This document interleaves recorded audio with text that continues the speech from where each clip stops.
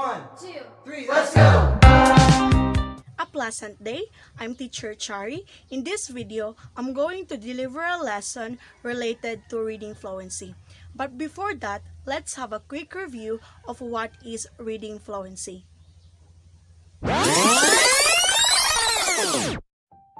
What is reading fluency?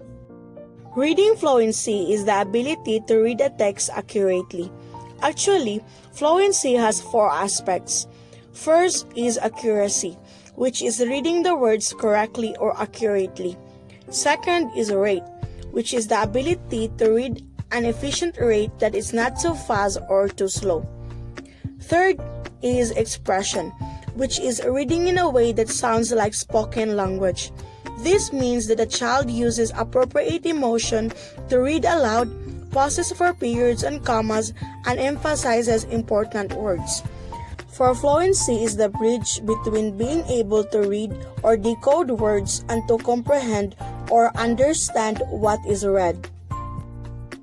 The real goal of reading fluency is to help children read a text with ease so they can focus on understanding what they've read. And now, let's proceed to the lesson demonstration. The objectives of our lesson for today: at the end of the lesson, the students are expected to learn about extensive reading, understand the meaning of the story as quickly as possible, increase passive vocabulary, develop the habit of reading for pleasure, and concentrate upon subject matter. Our lesson for today is extensive reading.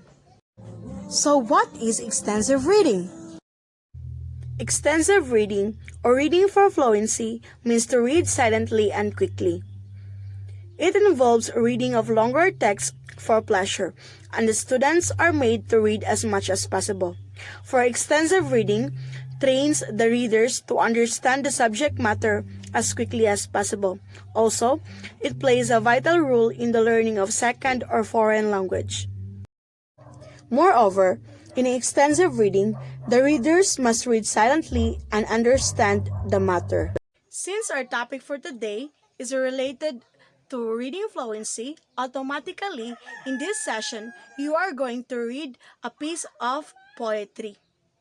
Let me give some hints what you are going to read for today. The first hint is that it is a short story that was first published in August 1843 in the Saturday Evening Post. The second hint is that it is one of Poe's shorter stories and one of his most disturbing, focusing on cruelty towards animals, murder, and guilt, and told by an unreliable narrator who's rather difficult to like. What do you think is the title of the story that you are going to read for today? And this is the last hint.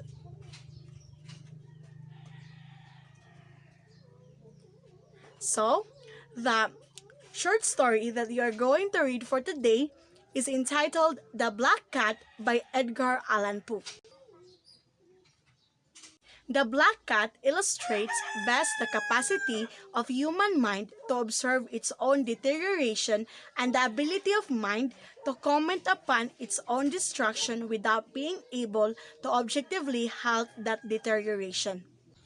But before we proceed to silent reading, allow me first to present some vocabularies that can be found from the text. The first one is succinctly, which is defined as in a brief and clearly expressed manner.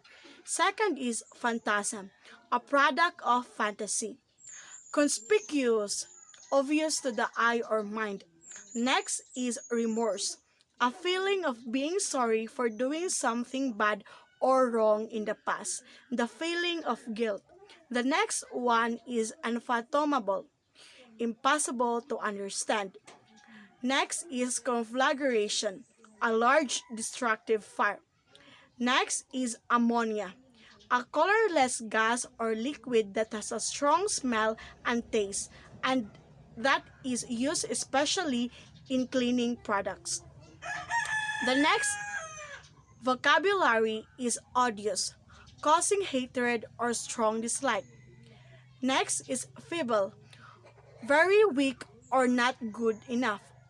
Felicity, great happiness. Vigorous, healthy and strong or than with great force or energy. Second to the last is pertinacity, perversely persistent. And lastly, stupefied, to shock or surprise someone very much. And now it's time for silent reading. The students are asked to read the text comprehensively so they can answer the questions afterwards.